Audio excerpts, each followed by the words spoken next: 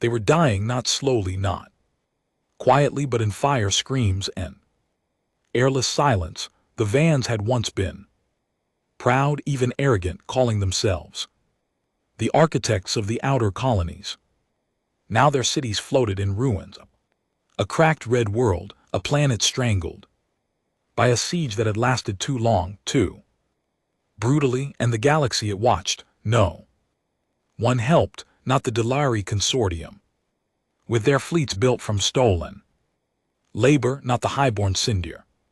Suffering as a statistic, the Vans had once stood tall in the Council of Worlds, but when the Krell descended on them like wolves, every so-called out turned their heads. They said the Vans brought it on themselves. They said they weren't strategic enough to defend their own borders. They said survival of the fittest, but Earth remembered.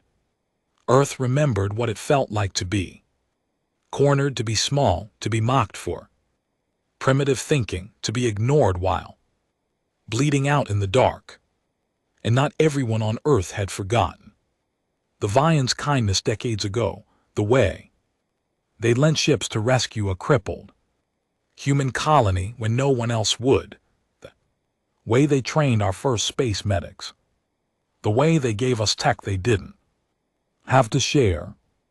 I remembered it. My name is Beck, just Beck, captain of the Terran warship Sovereign Resolve, and the first man in the human fleet to break the blockade around Virian space. The day I ordered my crew into that hell, I knew what it meant: treason by the Galactic Council's law, suicide by everyone else's.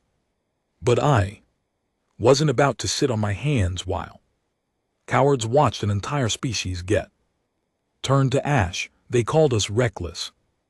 They said, why fight someone else's war? But I didn't care. I'd fought in Earth's black dust rebellions. I'd seen children coughing up blood because of what rich planets called economic pressure, and I wasn't about to let history repeat itself, not while I still had command of a ship.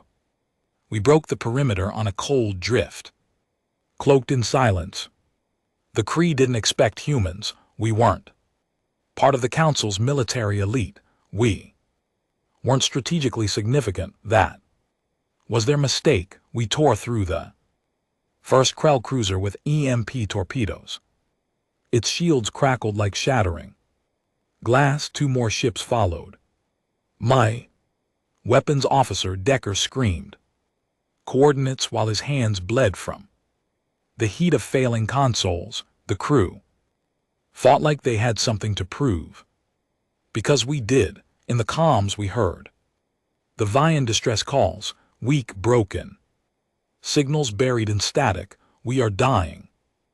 Any help, please? And that was all we needed. We dropped supplies to the surface under enemy fire, oxygen packs, food, medical crates. We didn't have much, just what we could carry, but to them it might as well have been gold.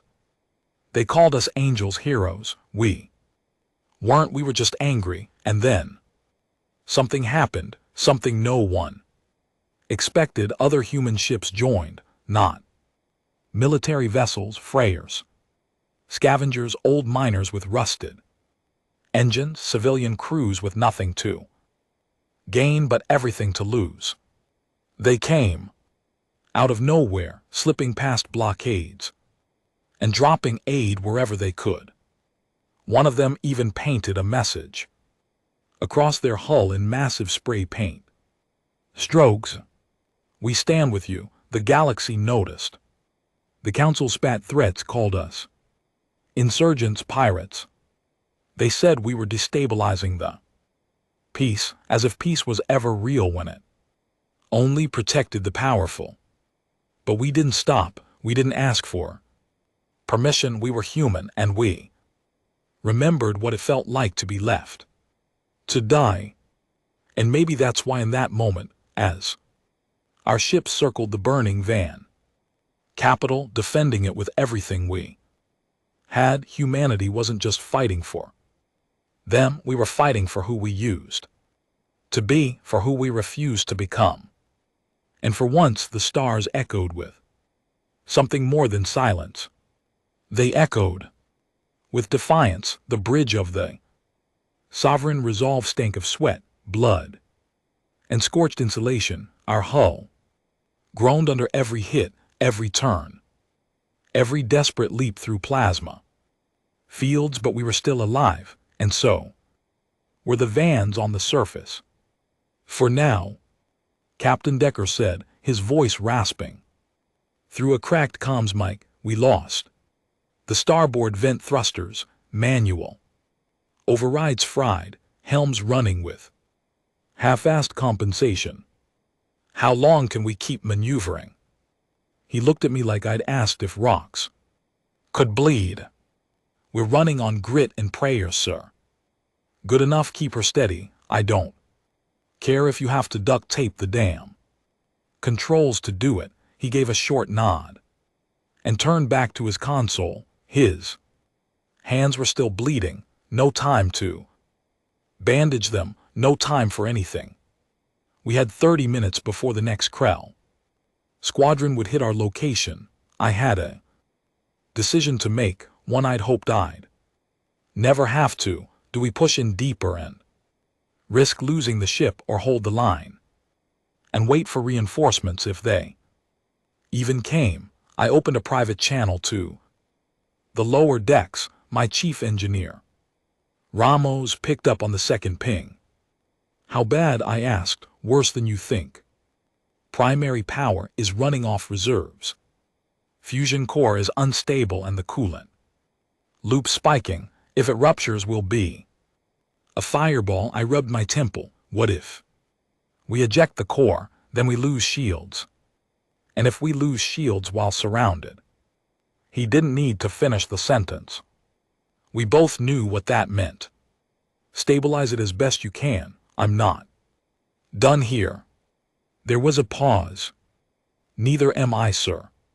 When the line cut off, I stared at the viewport. Very full floated beneath us.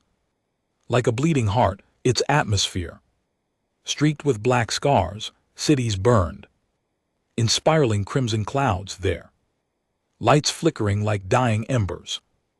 Every time I looked, it reminded me of Earth during the dust rebellions, the sky choked with ash, buildings toppling, people screaming for water that never came. History didn't repeat itself, it just recycled the pain with different names. Incoming transmission patching through, Decker said. The screen flickered, and for the first time since this nightmare began, I saw the face of a Virian leader. Her skin was a muted bronze, etched with scales. One eye was bloodshot and the other swollen shut. But she still looked proud. Human captain, she rasped. You defy your own kind for us. I nodded. You once saved our dying colony. We remember. She smiled bitterly. Your courage will cost you. Everything worth doing does. She tilted her head as if studying me. We've gathered what's left of our command. We have one functioning outpost in the southern hemisphere, a launch facility beneath the old ice canyons. If we can get the wounded there, we can evacuate some. How many? Not enough. I clenched my jaw. We'll help you get there. That would mean suicide. I leaned forward. Lady, we passed suicide 10 hours ago. She gave a single nod. No more wasted words. As the line cut, I turned to my comms officer. Get the word out to the others. All Terran vessels, civilian or not. He hesitated. Sir, they're not soldiers. They're humans. That's enough. He nodded, fingers dancing across his console. The message we sent was short, blunt and unmistakable. To all Terran ships in system, Vine. Outpost located, coordinates locked. Evac in motion. If you're still standing, get to that ice canyon. We end This together, Captain Beck sovereign. Resolve, it only took minutes to get. Answers, one by one the replies came. In this is Crimson Mule, wherewith you waif Farfara 2 en route, loaded. With med units and ammo, freighter. Annie's Ghost, small cargo bay but we've got fire in our gut, even the civilian ships barely held together. With Rust and Defiance turned toward the canyon, no hesitation, no begging. For help, just commitment. I never felt more proud to be human than in that moment. We flew low through the planet's upper atmosphere, riding turbulence like wild animals. Below us the canyon yawned open, a frozen scar across the red landscape, its mouth obscured by fog and dust. Anti-air cannons still stood at the rim, shattered and dead, but radar showed movement below, friendly signatures. We weren't the first to arrive. A few V and skimmers hovered near the base, their engines flickering. Refugees, half starved, half burnt, staggered toward the launch ramp. The outpost was failing, the shield dome around it sparked and sputtered. Its backup generator could blow at any moment. We land, we load, we get out. I barked. Priority goes to wounded and children. Decker turned. Sir, we can't carry more than 30, maybe less. Then we make more room. How? Dump all non-essential cargo, weapons crates, furniture, the rec system. Hell, throw my damn bunk out the airlock if you have to. I meant it. If it wasn't bolted down and didn't save a life, it went. As the ship descended, Krell fighters screamed across the horizon, 3 of them locked onto us immediately. Their engines were faster, their weapons hotter, but we were angry and desperate. We spun midair and dropped countermeasures, releasing a barrage of flares. 2 missiles hit decoys, 1 clipped our wing. Sovereign resolve shook like it was about to break in half. Sparks flew across the bridge. Decker screamed something about stabilizers. I couldn't hear, my ears rang, but we didn't crash. We skidded onto the outpost platform like a drunk bear on ice, slamming into a fuel tank and rupturing the side hatch. Crew tumbled out, so did I. We hit the ground running, weapons drawn. Krell infantry were already coming in from the east side of the canyon, long, spindly bastards with green glass eyes and rifles that melted bone.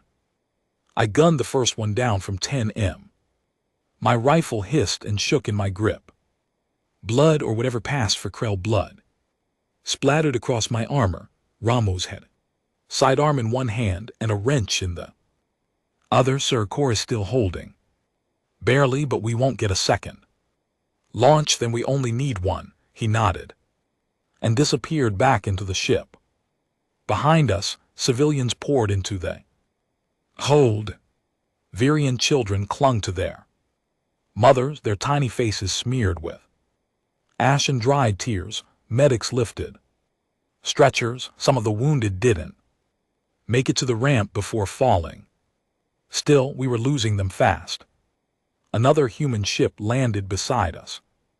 Annie's Ghost. Her hull looked like someone had built it out of spare car parts and old barn doors, but she didn't hesitate either. Her crew, 4 men and 1 woman, spilled out and began grabbing refugees like cargo, dragging them to safety. A Krell sniper took one of them out, clean headshot.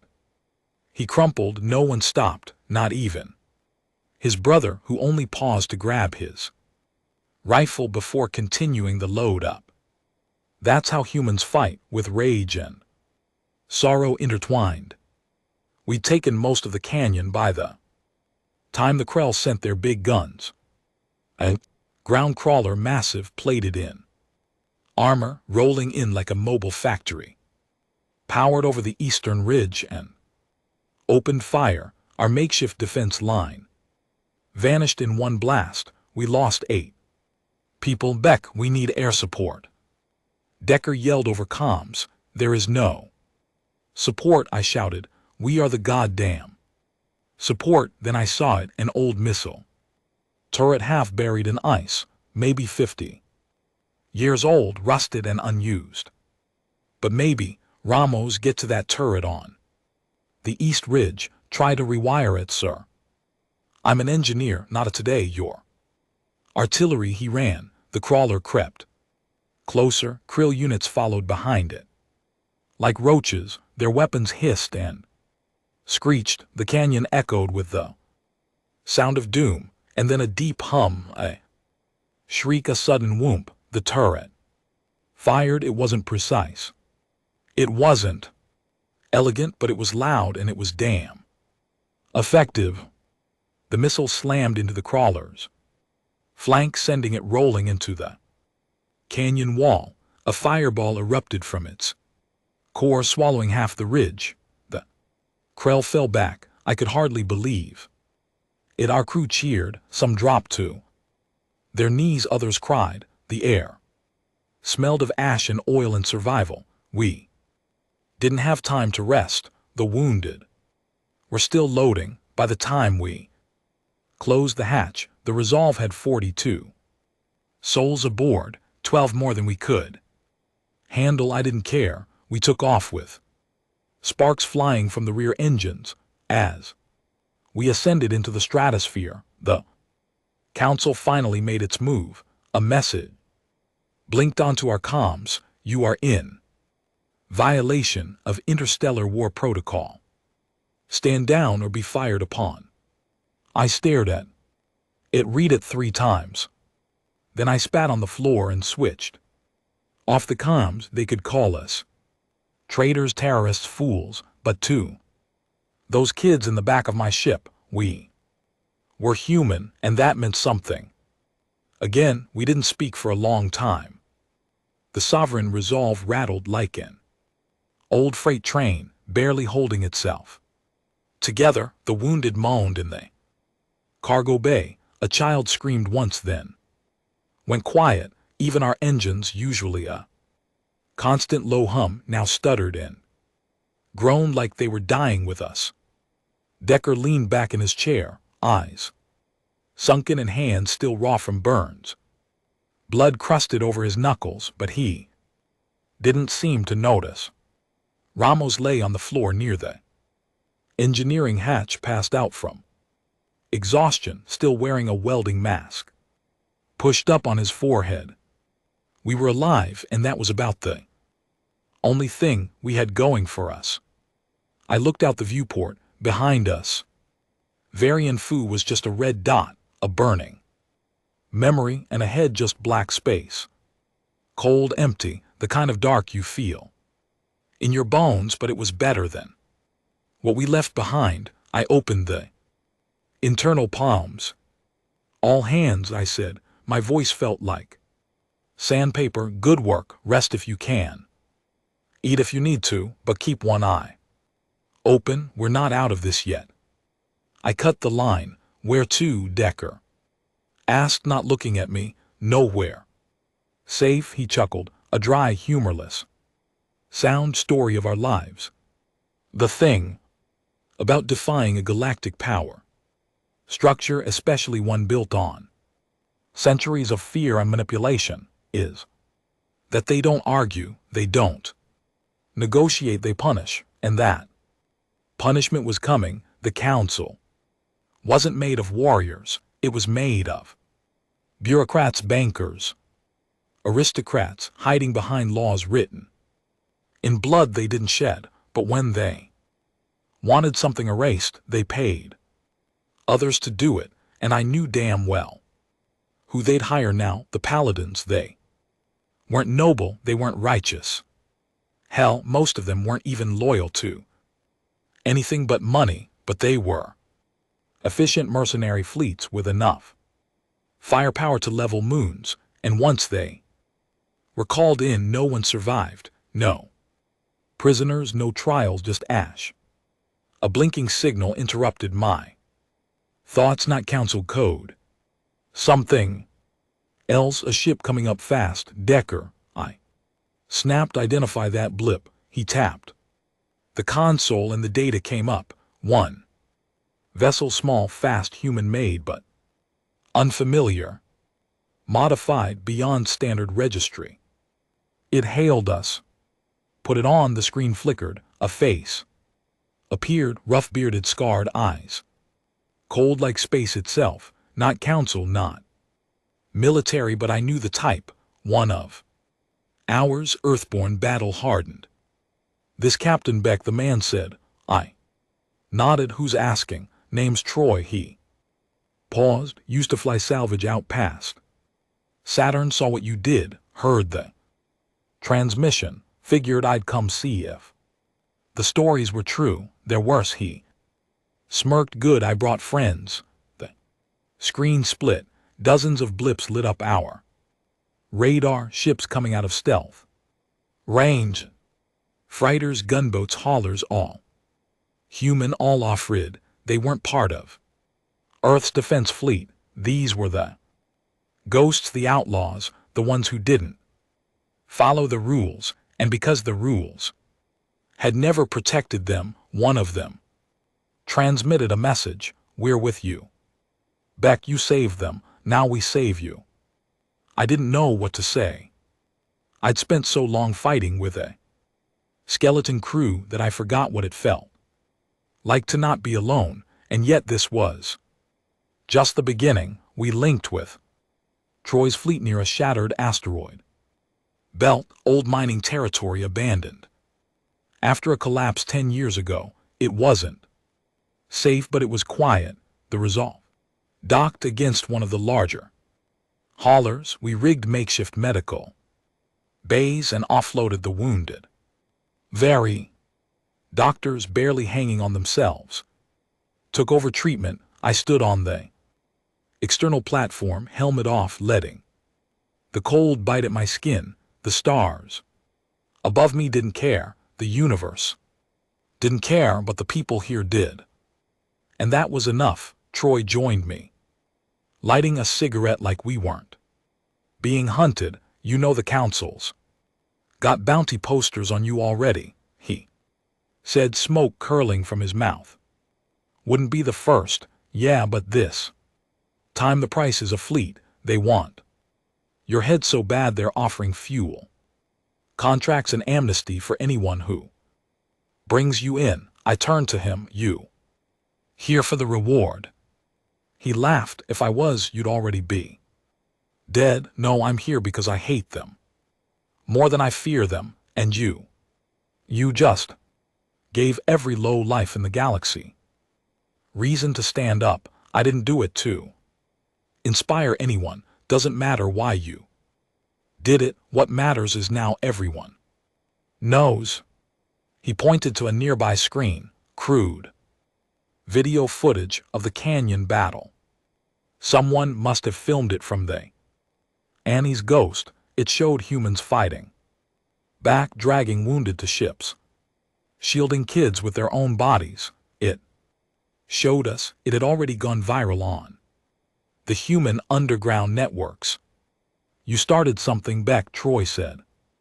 And you can't stop it now. I knew he was right that night, if you can call anything night in space. I tried to sleep, couldn't. My dreams were full of fire and glassy Krell of council agents burning families in the name of order, of children screaming as airlocks vented.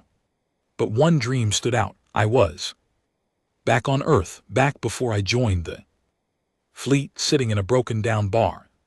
Detroit, watching the rain hit the windows. A woman sat across from me, someone I once cared about, long gone now. She looked at me with sadness in her eyes. You were always going to burn for someone else's war, she whispered. Maybe she was right. I woke to alarms. Captain, to the bridge. Repeat, Captain. To the bridge. I bolted upright, pulled on my gear, and sprinted to the command center. Decker met me at the hatch, pale-faced. They found us, who? He didn't answer, just pointed. The radar was lit up like a Christmas tree. One ship, huge, sleek, built like a predator, hovered just outside the asteroid field, the Exactor Paladin. Flagship. They'd sent one of their elite fleets already, that fast. Defensive protocols are live, Decker said, hands flying over the panel. Troy's fleet of scrambling fighters, we don't have the firepower to stop them. Nope, we hold the line anyway, he grinned through clenched teeth. Of course we do, Troy's voice came over comms. We've faced worse than these merc pricks. Let's show them what humanity's Gutterorn can do. I opened a channel to all ships. This is Captain Beck. If you're scared, you're not alone. If you're tired, so are we. But that Paladin warship, it's not invincible. It's just metal, just circuits. It bleeds like anything else, and it burns like hell when you hit it right. I paused. They want to make an example out of us, so let's give them a damn good story to tell. The battle began seconds later. Fighter drones screamed into the asteroid field. Gunfire ripped through rock. Explosions sent debris tumbling. The Sovereign Resolve launched her remaining torpedoes, hitting fast, hard, and then vanishing behind cover. We fought dirty. No formation, no hierarchy, just survival. But the Paladins didn't know how to fight chaos. They were trained to crush armies, not insurgents, not pissed off civilians with nothing to lose, and we made them bleed. Annie's Ghost rammed one of their cruisers head-on, detonating her core and taking 10 enemy drones with her. No survivors. They knew it going in. A kid in a retrofitted mining rig took out a Paladin gunboat by faking a distress signal, then jamming a live plasma drill into its hull when they tried to board. They weren't warriors. They were humans, and they were angry. But the Exactor didn't flinch. It unleashed a blast that tore through 3 of our ships in seconds. No warning, no mercy. We were losing ground. Beck, we can't hold this, Decker shouted. They're too strong. I clenched my fists, looked at the Varian children huddled near the medbay, at the bleeding volunteers working double time to save strangers. Then I made a choice. Patch me through to the Paladin. Commander. Decker hesitated. You serious now? The screen flickered. A woman appeared. Steeled silver armor, face like a tombstone. Captain Beck, she said, ready to die. I leaned in. Not before I tell the galaxy who you're about to kill. She didn't respond. I kept going. You're not blowing up warships. You're slaughtering refugees, children, medics, volunteers. I'll transmit every last second of this battle to every human system from here to Titan. Every council loyal ship that backs you will wear that shame like a badge. Her jaw tightened. This war is bigger than you, Beck. No, I growled. It's smaller. It's one ship, one choice, and right now the galaxy is watching you. She stared, then the line cut. A pause, then silence. The Exactor stopped firing, retreated. We didn't win, not really, but we survived, and sometimes that's the only kind of victory you get in a galaxy this cruel. The silence after battle is never peaceful. It's tense, hollow, like a breath held too long, waiting to shatter. We watched the Exactor fade into the black, leaving only scorched metal and drifting corpses behind. Half of our fleet was gone. Annie's Ghost was space dust. 3 civilian haulers had been breached. No survivors, and the few still flying were running low on fuel, munitions, or both. Troy patched into the Sovereign resolves. Bridge, his image shaking, his cheeks split open and bleeding. She pulled back, he said, voice, but don't think that was surrender, there. Regrouping, that was a warning. I nodded, and we heard it loud and clear. What now, Beck? That question weighed heavier than any bullet. We were fugitives now, every ship that had helped us, even the ones just delivering food, was marked. No one could return to Council ports. No docking, no trade, no repair, not without being arrested, executed, or both. And yet we had started something. Across the independent channels, stories of our defiance were spreading like a virus the Council couldn't contain. Videos, audio leaks, survivor interviews. People weren't just watching, they were choosing sides. I've got 32 new ships requesting rendezvous, Decker told me, all Terran. Some from Mars rings, some from asteroid colonies, combat ready. Most aren't, but they're coming anyway. Of course they were. The Council had ruled with an iron fist for too long. Oppression was a slow poison, and we had just triggered the first wave of vomiting. Now humanity wanted to purge the whole system, but rebellion wasn't romantic, it was ugly. And soon it would be personal. I called a meeting on the Resolve's lower deck. What used to be our cargo hold now half converted into a temporary war room. Holograms flickered overhead, system maps, supply routes, refugee lists. Exhausted crews stood around crates, some still bandaged, some still limping. Troy sat on a steel barrel, arms crossed, jaw tight. We lost too many, I began, and more are coming. But this isn't just about survival anymore. Murmurs, nods, a few skeptical looks. This is about showing the galaxy that humanity doesn't kneel to cowards, that we don't turn our backs when innocent lives are burned for convenience. We're done watching, done obeying. A woman from Wayfarer 2 stepped forward, older, face lined with battle scars. So what's the end game? We keep shooting until they finally nuke us into atoms. No, I said, we don't survive this by waiting for them to corner us. We need leverage. We need a goddamn voice loud enough that even the Council can't silence it. Troy grunted. And where exactly do we find that Earth? The room went quiet. I let the word hang there, heavy like a loaded weapon. Earth still has a seat in the Council. They pretend neutrality, but they've always played both sides. We force their hand. If Earth backs us, others will follow. Colonies, rogue systems, fringe worlds. We won't just be rebels anymore.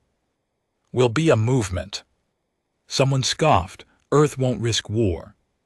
They're already in it, I snapped. They just haven't admitted it yet.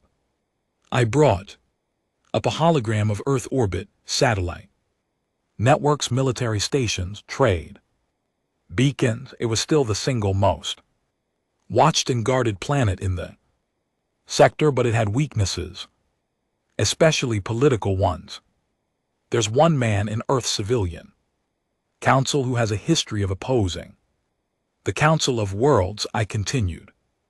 Director Harvin Rowe, military background, lost his daughter during a Council-sanctioned bombing on Seta Prime. He's been a thorn in their side for years.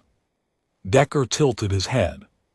So we ask for help. No, I said, we bring him proof that the Council abandoned the vans, that they tried to kill refugees, that they ordered the Paladins to fire on civilians, and we do it in front of Earth's population live. Troy leaned forward. You want to sneak a war criminal into Earth's capital and make him confess on live broadcast. Not sneak, drag him there in chains. Another pause. And who's going to talk? Decker asked. Who's going to risk their neck that far? Inside enemy space. I am. Every head turned. Decker was the first to speak. Beck, no, I started this. I carry it. I face them. You walk into Earth's capital. With a target on your back, you won't even make it past orbit. They'll fry you before you hit atmosphere. I smiled grimly. Not if I bring the right package. Troy understood first. You're talking about a prisoner. I nodded. The Paladins won't stop hunting us, so we take one. Interrogate, record everything, then deliver it to Earth with a message. Humanity doesn't forget, and we don't forgive. The plan was madness, but the kind of madness that could break systems. 3 days later, we had a lead, a Paladin. Courier ship, fast, lightly armored. Traveling with encrypted logs from the last skirmish. We intercepted it near the rings of Verdun 9, a short, brutal ambush. We disabled engines and boarded before the crew could initiate self-destruct. Only one officer survived capture. Commander Neth Voss, arrogant, ice-blooded, thought himself untouchable. We threw him in a reinforced cell aboard the Resolve. No luxury, no lawyer, just truth. I walked in alone, lights low, audio recorders rolling. You're going to Earth, I told him. Alive, he smirked. You think you'll make it past orbit with me on board? No, I will, because you're going to help me, he chuckled. And why the hell would I do that? I leaned in close, voice calm, flat. Dangerous. Because I've seen what you bastards do to planets you don't like. I've heard the screams from mining colonies deemed inefficient, and I've watched kids choke on vacuum because you wanted a clean report. His smirk faded. You think the galaxy cares about those people, he said, sneering. They're dirt. Replaceable. You're risking everything for insects. No, I said, I'm ending everything for men like you. Then I hit the console and played his own ship's logs, command orders, council channels, one voice clear as day. Use overwhelming force. No survivors, no witnesses. The bastard's expression cracked. For the first time I saw fear. You're not taking me to Earth, he said. You're making me a scapegoat. No, I corrected. I'm making you proof. And with that I turned and walked out. We launched 2 days later, a small ship. Stealth core, no weapons, just me, Decker, and the prisoner, sedated and chained to a grav chair. We broke Earth orbit on silent approach, masked by solar interference. Of course they saw us eventually. Their orbital command scrambled fighters. We didn't run. We transmitted a live broadcast, encrypted but wideband, the kind of signal every newsette and civilian feed couldn't resist. People of Earth, I said, staring into the lens. You've heard the rumors. Now hear the truth. I hit play. The logs, the footage, the confessions, the screaming refugees, the Paladin orders, the retreat of the exactor, all of it. The feed was raw, bloody, real, and Earth ate it up. We were intercepted before landing, hauled out at gunpoint.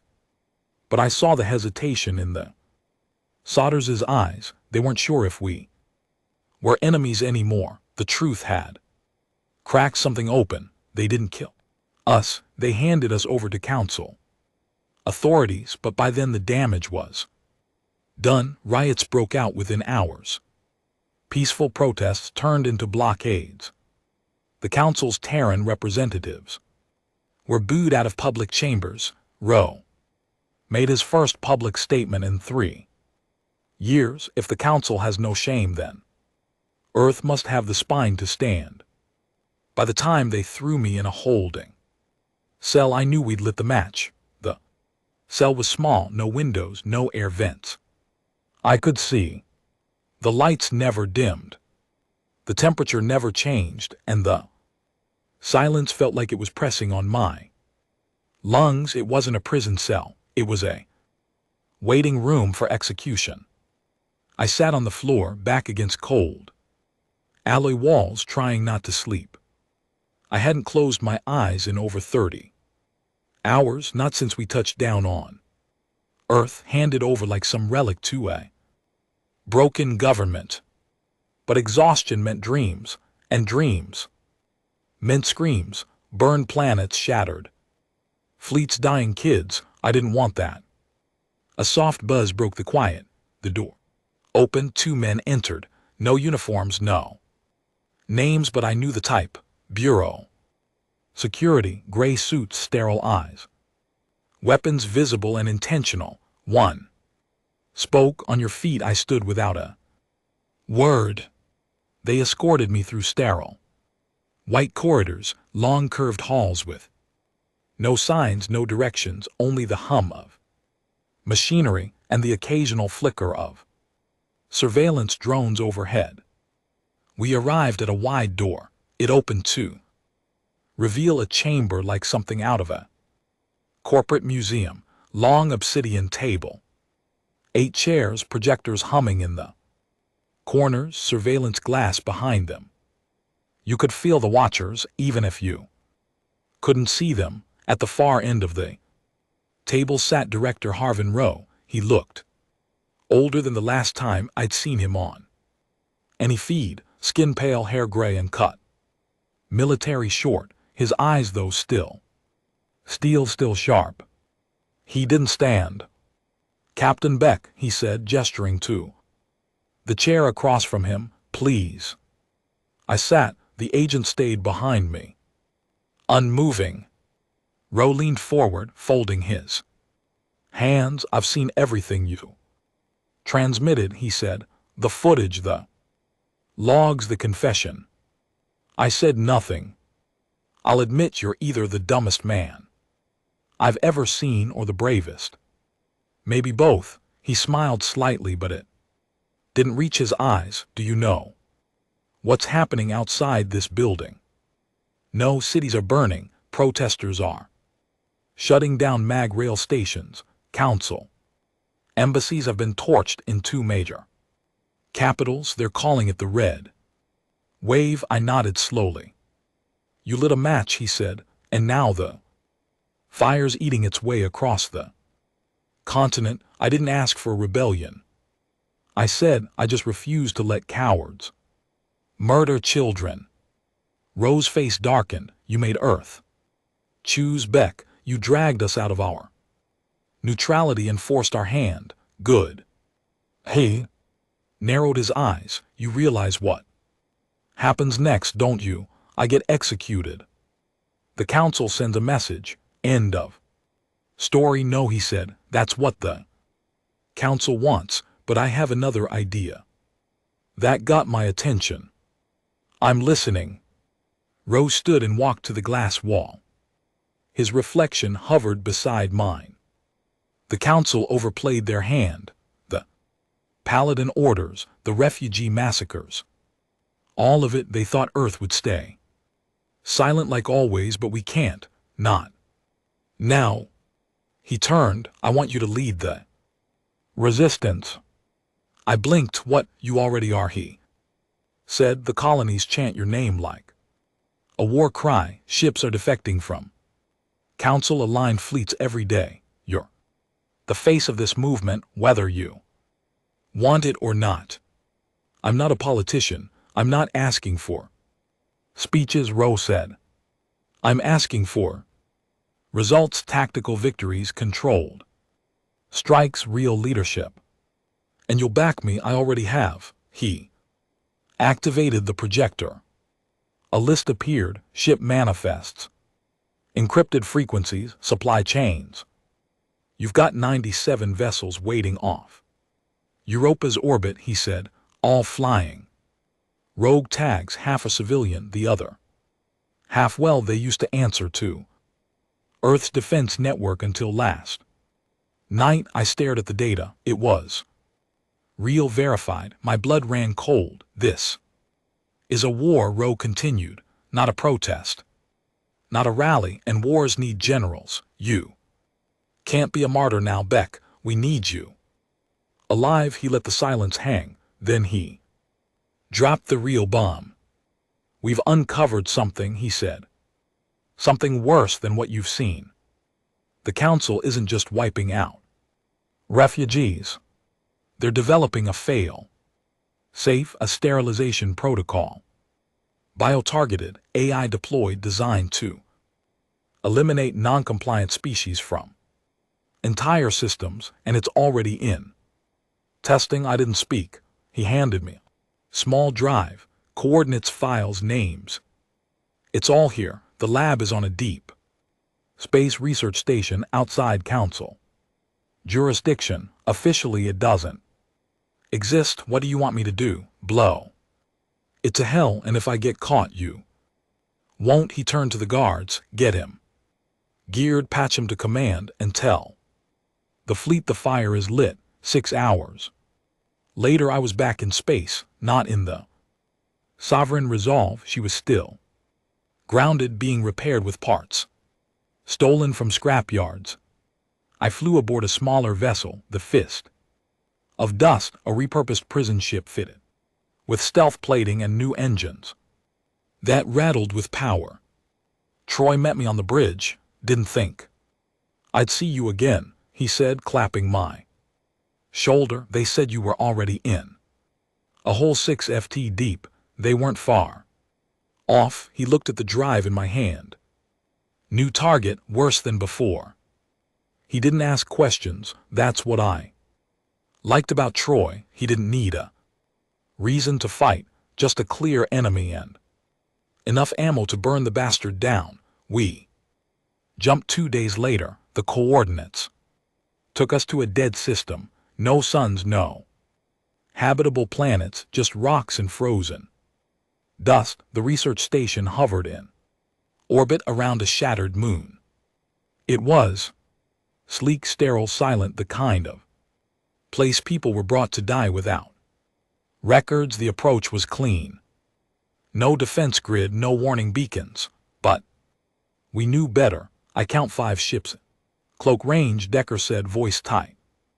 Over comms, 2 gunboats, 1 long-grain missile cruiser. They're waiting. Then we don't knock, I said. We dropped out of stealth fast, jamming signals, firing EMPs before the station could call for backup. The gunboats took the first wave, shaken by our surprise. The cruiser turned too slow. We boarded the station through a decompressed cargo bay. Inside was hell, sterile white walls smeared with blood, labs torn apart, bodies, scientists, technicians, guards, all executed. What the hell happened here? Troy whispered. We moved deeper. Data cores still active. Experiment room still powered, and then we found it. Chamber, rows of glass pods, hundreds inside them. Not corpses, not aliens. Humans. Malnourished, injected, tagged with data. Labels, aggression level, mutation. Response, resilience rate. They were testing the protocol on our own people. This can't be real, Decker said. Stepping back, it was real. I accessed the mainframe, files unzipped in seconds. The Council had authorized Project Lustum nearly a decade ago. Preemptive genocide failsafe for use in case of rebellion, designed to be species-specific, invisible, and irreversible, and they were testing it on political prisoners and prisoners of war. This was never just about the Vans. They were warming up on them. Humanity was next. I downloaded everything, wiped the backups, set thermal charges on every console. As we made our way out, the first surviving test subject opened their eyes, a girl, maybe 17, bones sharp under her skin. Her voice was dry as ash. Are we free? I swallowed. Not yet, but we're getting there. We returned to Europa with the evidence. Roe went public. In minutes, this time he didn't ask permission. This isn't diplomacy anymore. It's survival. The council doesn't negotiate with resistance. It sterilizes it, but we are not insects. We are not errors in their system. We are humanity, and we don't go quietly. Earth withdrew from the council that night. 3 more worlds followed within days, and the first official battles of the human independence war began. But I didn't celebrate. I stood in silence, watching the stars, wondering how many more lives would burn before we ever saw peace. We weren't rebels anymore. We were revolutionaries. And the galaxy had no idea what was coming. The war didn't come with a siren. It came quietly, like a rumor, a whisper. On encrypted channels, a missing convoy. Here a blockade, there ships that stopped answering, stations gone dark. But when the council made their first counter-strike, no one doubted it anymore. It started on Vega 3, a trade colony, neutral, mostly Terran. Descended, one of the only outposts still open to both council-aligned and rebel ships, a place where black market med shipments moved through back doors, and starving refugees found at least a breath of clean air. They glassed it in 17 minutes. Orbital fire, no warning, no declaration. Over 90,000 dead, and they blamed us, said the rebels had smuggled weapons through the Vega corridor. Called it a necessary purge. The message was clear: feed the rebellion and you die with it. I saw the footage from orbit. Ash rising like smoke, signals to a god that never answered. Streets vaporized. Children frozen mid-run by thermal shock, and I knew this was only the beginning. We moved the fleet that same night. Every human-born ship still breathing converged on the asteroid fields behind Callisto. Our engineers called it the graveyard, a maze of shattered ice and mining rigs that had collapsed 2 decades ago. Perfect for hiding, terrible for morale. The sovereign resolve had just come out of dry dock. She looked worse than I remembered. Her hull patched with scrap from 6 different ships, but she still flew. Decker had overhauled the internal systems. Ramos had salvaged an old A core from a derelict Martian corvette. It wasn't smart, but it could manage life support and targeting. We needed every edge. I stood at the front of the war room, looking over the crew. More people now. The original core was still here: Decker, Ramos, Troy, but there were new faces too, some young, some scarred, all angry. I spoke plainly. They've started killing civilians openly, without shame, which means they think they've already won. Silence. They think we'll cave, that we'll scatter, that we're too disorganized, too emotional, that we'll eat each other before we ever hit back. I pointed to the holo map. A new objective lit up. An industrial planet called Narix, the primary fuel refinery for the Paladin fleets. It produced over 40% of the Council's deep space plasma cells, protected by 2 defense rings and 3 warships. We hit it. Murmurs rippled, some sharp inhales. They'll retaliate, Decker said. Tenfold. I know you're sure it's worth it. I'm not sure about anything anymore, I admitted, but every time we let them dictate the pace, more people die. Troy grunted. Then we bleed them hard. I nodded. We sent a message. They burn our civilians, we burn their fuel. Narix operation was suicide. We had 40 ships. They had double that. and automated drones patrolling the high orbit lanes, but we didn't play by their rules. We came in low using freighter signals, masking our ID tags as corporate junkers. The Paladins weren't looking for war fleets and garbage haulers. By the time they realized what hit them, we were inside the atmosphere. Resolve led the drop team. We broke through a mining shaft on the southern pole, an old access route sealed decades ago due to seismic risk. Ramos rigged charges to reopen it. Our landers shot down the tunnel at breakneck speed, slamming into lower platforms where refinery controls were kept. We came out shooting.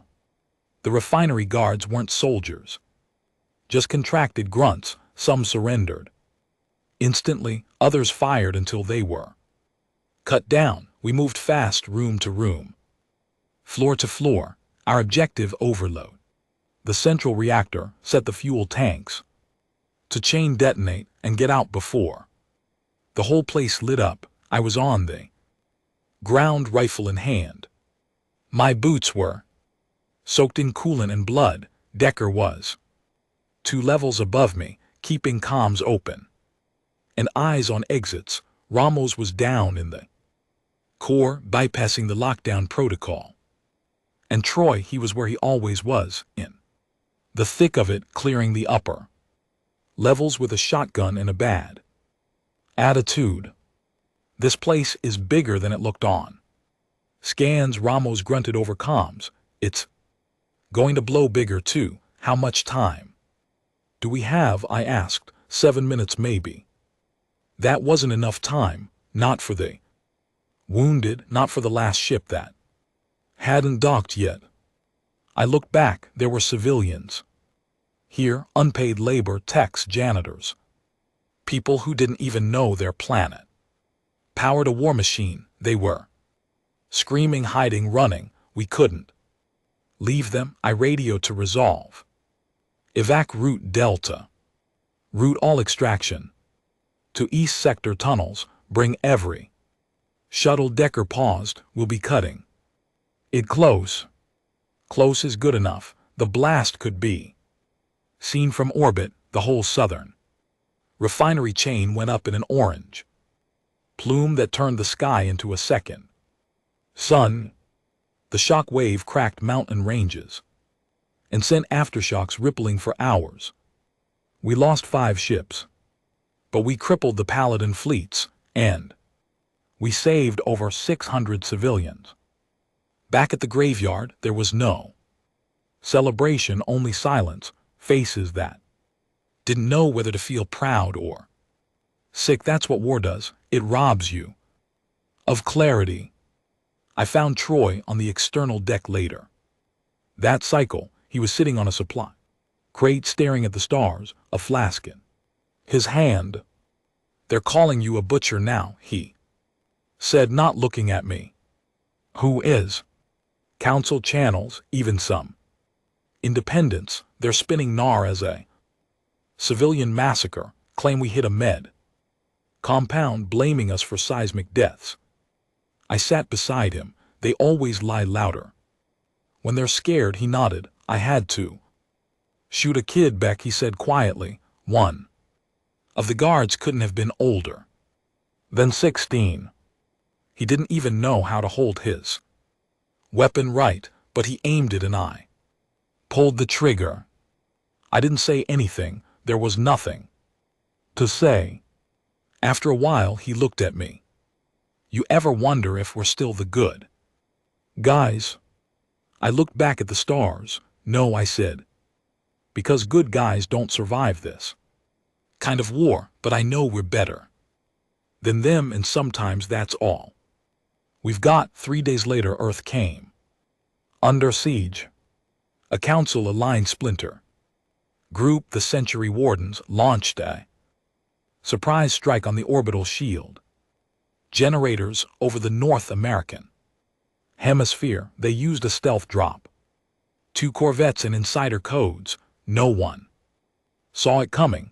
32,000 dead in the first hour, and they didn't stop. Council ships arrived in Earth's orbit within a day.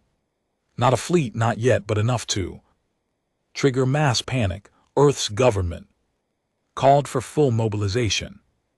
But here's the thing, they didn't ask me to come back. Ro went silent. Earth's leadership fractured. Half wanted to continue backing the resistance, the other half wanted to negotiate, to cut the losses and let the outer colonies burn. That was the first time I felt it. Not fear, not grief, betrayal. We had given everything, risked lives, freed prisoners, shattered supply lines, and now Earth was cracking. I punched the console in my quarters until my hand split open. They called for a summit. Secret, off-world, neutral ground. Council envoys, Earth leaders, a few other major system reps, and they asked me to come, not as a soldier, as a warning. They wanted to parade me like a mad dog, say, look what your rebellion created. Troy told me not to go. Ramos said it was a trap. Decker just stared at me. You already know you're going, he finally said. I nodded, yeah.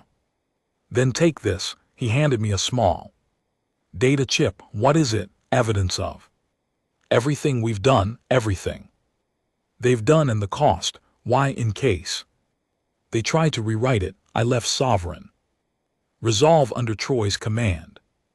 I flew into the belly of the Council's shadow with nothing but a chip, a voice, and the knowledge that every step forward might be my last. They had left the vans to die. Now I was walking into the den of those same murderers, unarmed.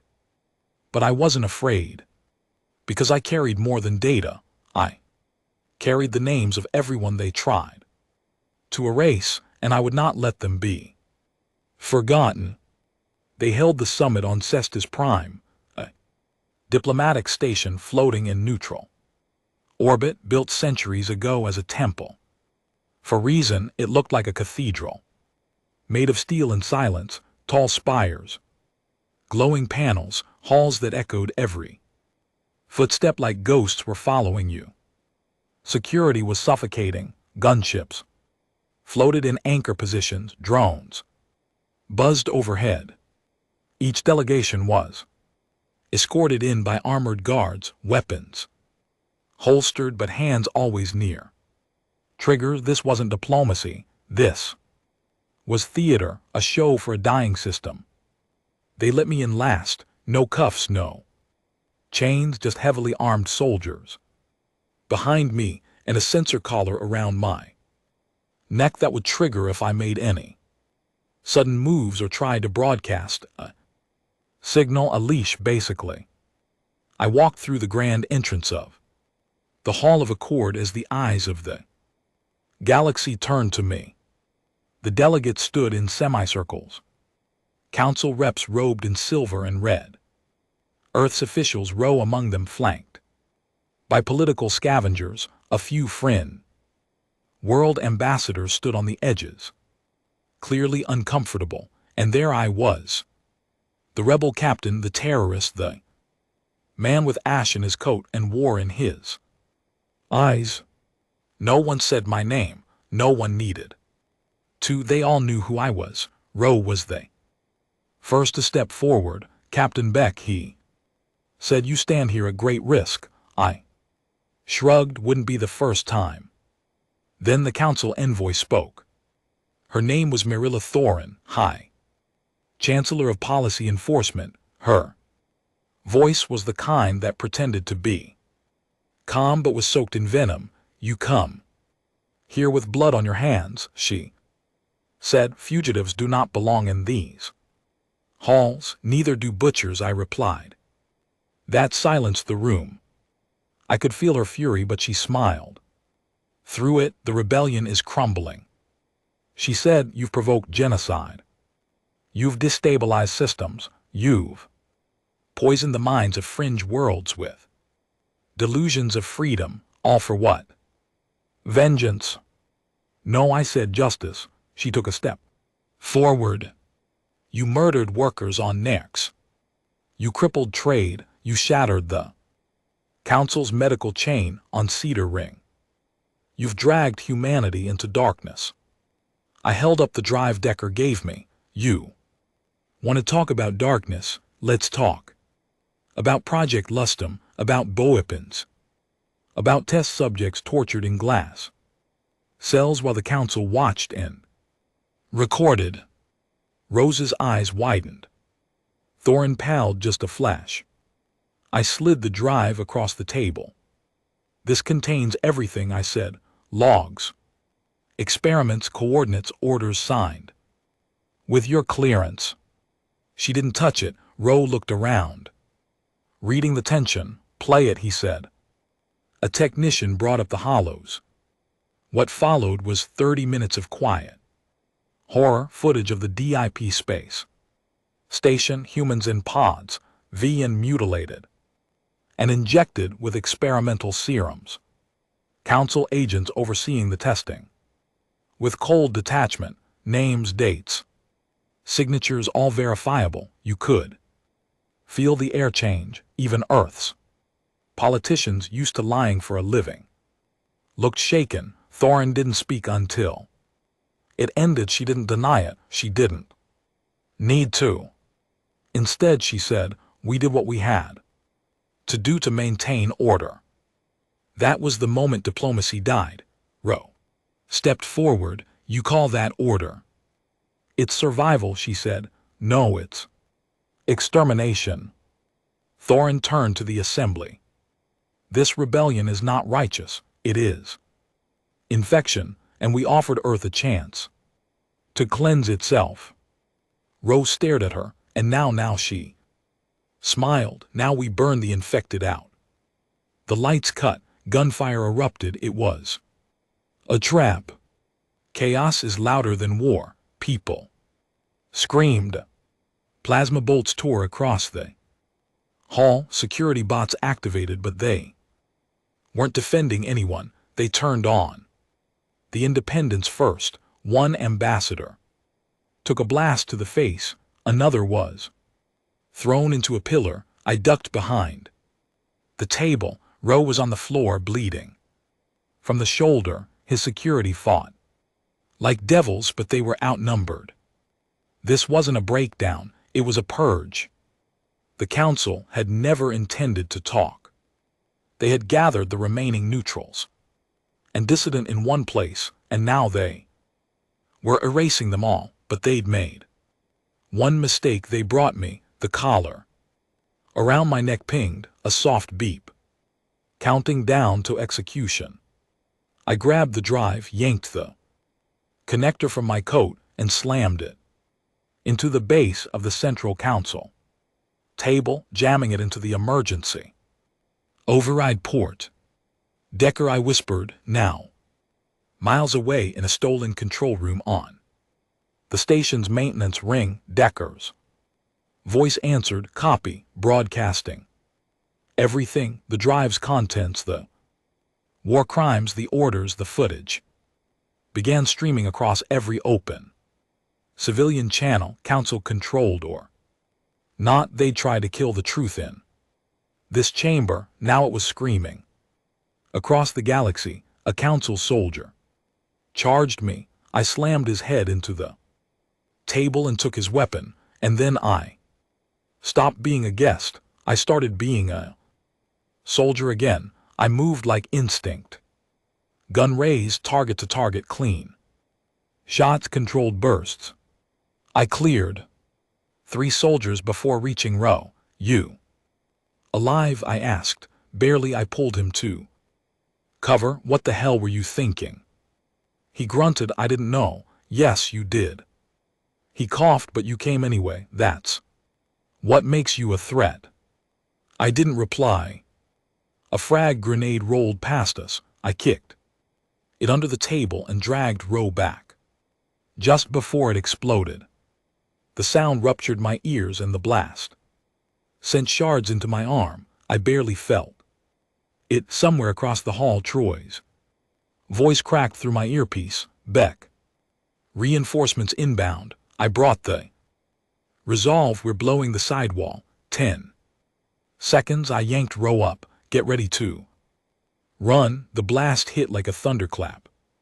The far wall ruptured, metal and glass, raining down as the sovereign resolve descended into the breach. Engines screaming, guns blazing her belly. Turret opened fire on the council's last soldiers, tearing them apart before they could regroup. Grapple lines dropped. I hooked Row in and slammed the retract. We rose like angels on wires. Smoke below us, fire all around. Once aboard, I dragged Row to medbay. Stabilize him, I barked. The med officer nodded. Already at work. Troy grabbed my shoulder as I entered the bridge. You did it, he said. The whole damn galaxy's watching the stream. Everyone seeing what the council did. And riots just broke out on 3 core worlds. 4 council envoys are in hiding. Half the fringe systems declared neutrality. You started the fire, Beck. Now it's spreading faster than they can put it out. I nodded once. Then we don't stop now. Where to? I looked at the tactical map. The heart. We take the fight to the core. No more playing defense. No more waiting. We bring war to their doorstep. Decker grinned. Ramos punched the nav console. Troy cracked his knuckles. The crew, once outlaws, now soldiers, turned toward a future soaked in fire and possibility. This wasn't about survival anymore. It was revolution. And we weren't asking for a seat at their table. We were flipping it over. War used to be about territory. Then it was about resources. Now it was about memory, about what would be remembered and who would do that remembering. The council thought they could rewrite history by erasing us, by silencing our voices, sterilizing dissent, making the galaxy believe that order meant obedience, that rebellion was madness. But humanity didn't obey well, and we never forgot. We flew into the core systems 6 days after the summit.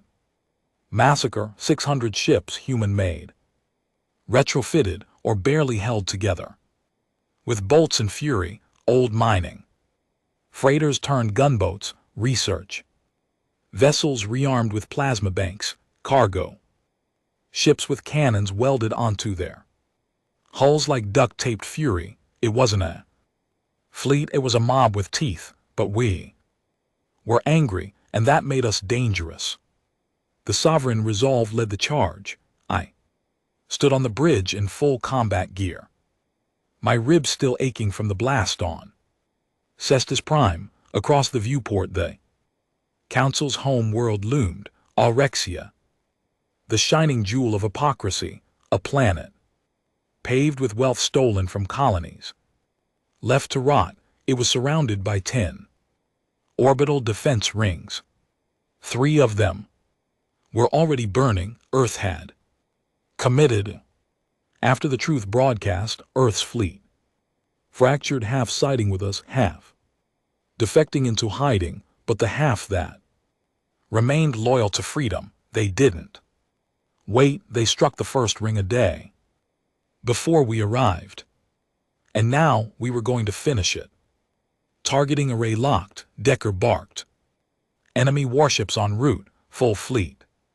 Scramble. We've got 3 minutes. Beck. I keyed the comms, sending a transmission to all ships. This is Captain Beck, Sovereign Resolve.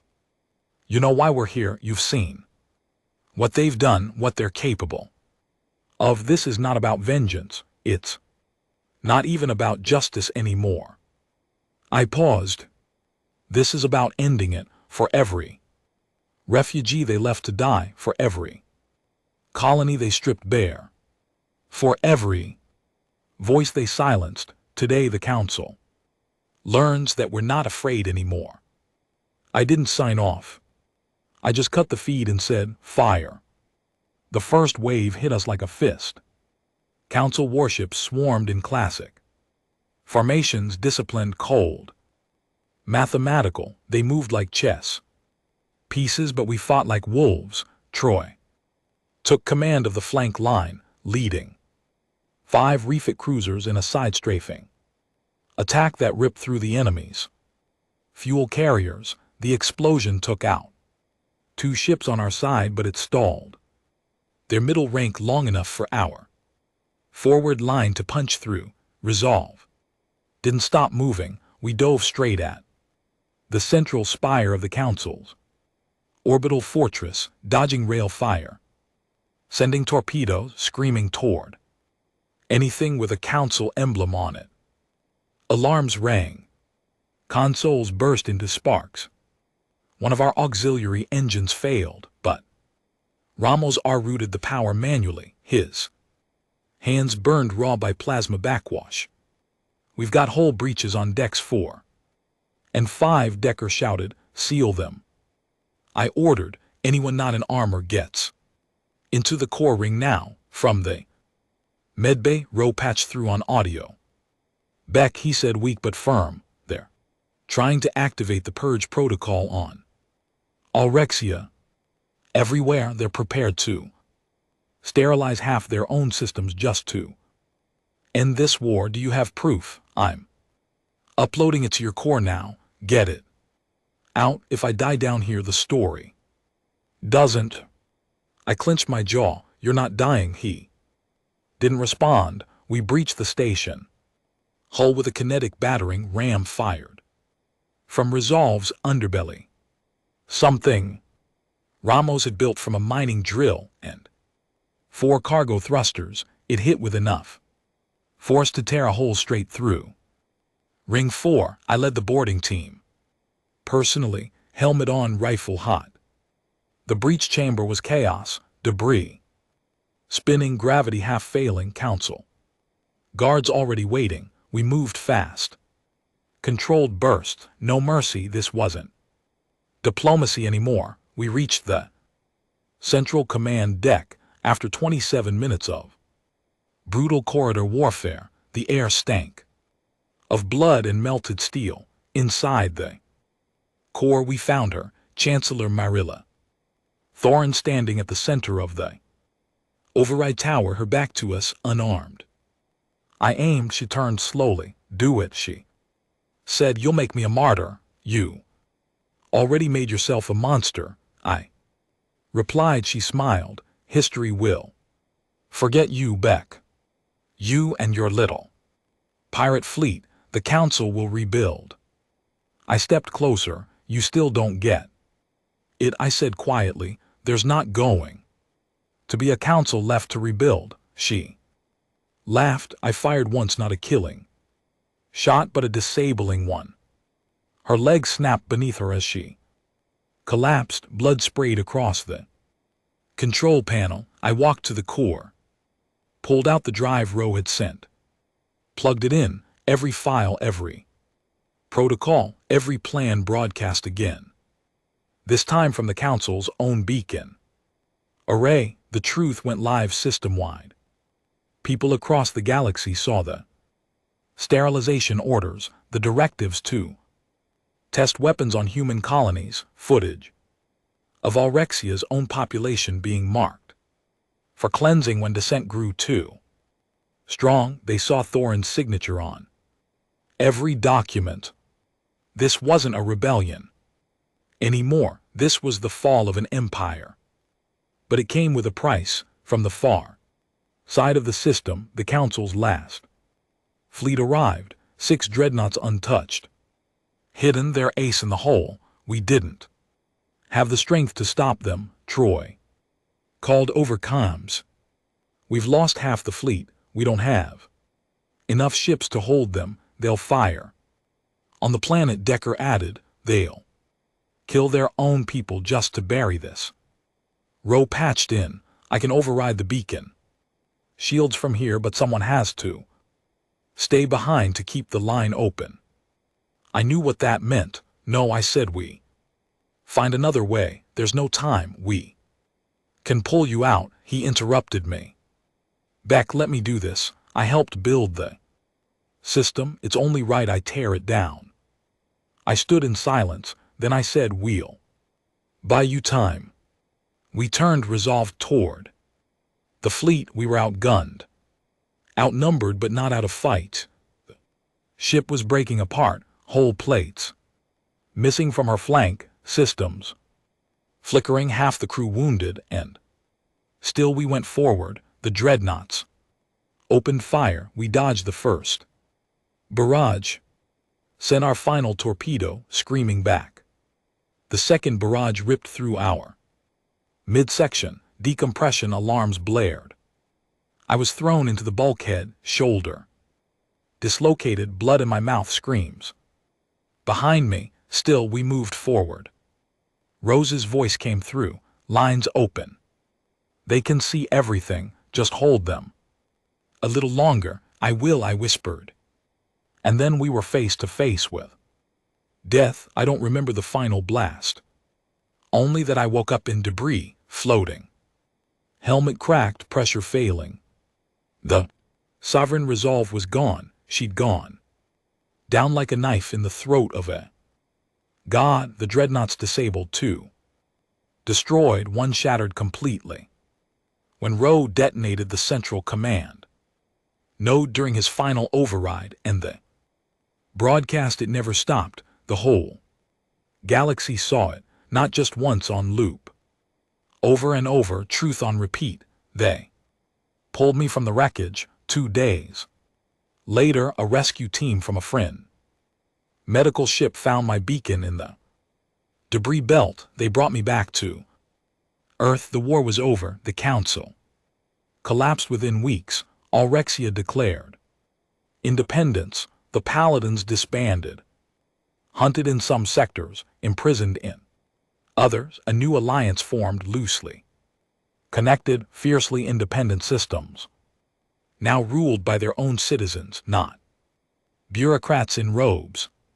And Earth finally found its spine. They honored Roe with a monument, but they never built one for me. I didn't want one. I didn't want statues or medals or speeches. I just wanted silence. I live now in the southern ruins of Titan's old orbital zone, a cabin made from a broken satellite dish patched with scraps of Resolve's old outer hull. It's cold, quiet, peaceful.